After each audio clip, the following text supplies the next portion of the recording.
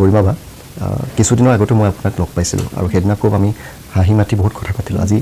আজিতো সম্পূৰ্ণ গোটেই পৃথিৱীখনে যেন উলট পালট হৈ গ'ল আজি কিছুমান ধনাত্মক কথা মই আপোনাৰ মানে পাতিম বুলি আহিছোঁ প্ৰথমতে চিনেমাখন আজিও আপোনাক এটা শ্বুটিং কৰিছে চিনেমাখনৰ কাম বাকী আছে নি এতিয়া চিনেমাখনৰ পোষ্ট প্ৰডাকশ্যনৰ কাম চলি আছে এতিয়া আৰু যেতিয়া জুবিনে লাইন আপটো চাইছিলে চিনেমাখনত তেতিয়া অকণমান অনুভৱ কৰিছিলে যে কিবা এটা ছিকুৱেঞ্চ মানে অকণমান জয় কাশ্যপৰ ওপৰত অলপমান নিজে চাগে বস্তুবোৰ পাৰফেক্টলি বিচাৰেতো অকণমান কিবা এটা চাগে ডালনেছ ফিল কৰিলে কৈছে যে এইটো আৰু অকণমান ভাল কৰিব পৰা যায় এনেকুৱা দুটামান শ্বট আমি ল'ম ৰাজেশ ভূঞাই আমাৰ এইবাৰ ৰাজেশে ডাইৰেকশ্যন কৰিছে চিনেমাখনৰ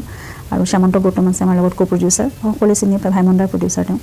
কাঞ্চনজংঘাৰ পৰা আমি একেলগে কাম কৰিছোঁ গতিকে তিনিওজনে মিলি সেইটো বস্তু সিদ্ধান্ত লৈছিলে যে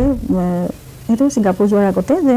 ঘূৰি আহি পেলাই জয় কাশ্যপৰ লগত ৰয়েল গ্ল'বেল ইউনিভাৰ্চিটিতে যিহেতু তেওঁলোকৰ এখন ষ্টেজ আছে তেনেকৈ শ্বট কেইটামান ল'ব আৰু মানে দেখিবলৈ ভাল লগাকৈ সেইটো সিদ্ধান্ত হৈছিলে কাৰণে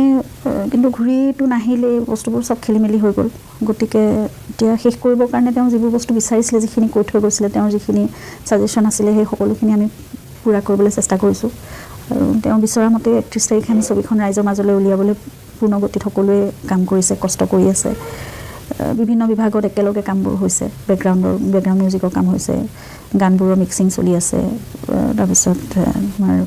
DI কালাৰ গ্ৰেডিং তাৰপিছত চাউণ্ড মিক্সিং আৰু ডিজাইনিঙৰ কাম সকলোৱে নিজৰ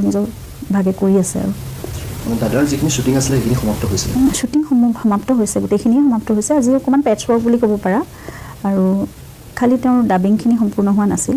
সেইখিনিৰ ওপৰত আমাৰ অমৃত প্ৰীতম আৰু দেৱজিৎ চাংমায়ে যিটো জুবিনৰ অৰিজিনেল ভইচ আমাৰ লোকেশ্যন চাউণ্ড আছিলে সেইখিনিৰ ওপৰতে কাম কৰি আছে আৰু যিমানখিনিলৈকে পাৰি জুবিনৰ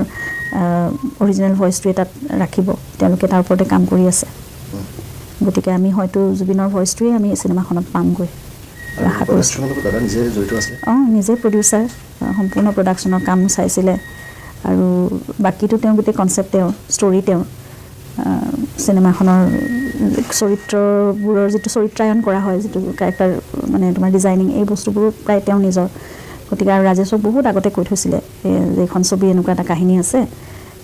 তই মানে মই তাত অন্ধ এজন শিল্পী চৰিত্ৰ ৰূপায়ণ কৰিব লাগিব গতিকে মোৰ ডাইৰেকশ্যন কৰিবলৈ অসুবিধা হ'ব সেইটো চৰিত্ৰ যিখন চিনেমা যেতিয়া কৰিম তই কৰিবি তেতিয়া সেয়া বহুত আগৰ কথা হয়তো 14, 15, 16, 17 বছৰ আগৰ কথা তেতিয়াই ৰাজেশক কৈ থৈছিলে আৰু তেওঁ এজন অন্ধ শিল্পীৰ চৰিত্ৰ ৰূপায়ণ কৰিছে এইখন এখন পিয়ৰলি মিউজিকেল লাভ ষ্টৰী গতিকে সকলোৱে মই ভাবোঁ খুব ভাল পাব এখন খুব ছফ্ট চিনেমা আৰু জুবিনৰ নিচিনাই ছফ্ট খুব সৰল এটা চৰিত্ৰ নিজে ৰূপায়ণ কৰিছে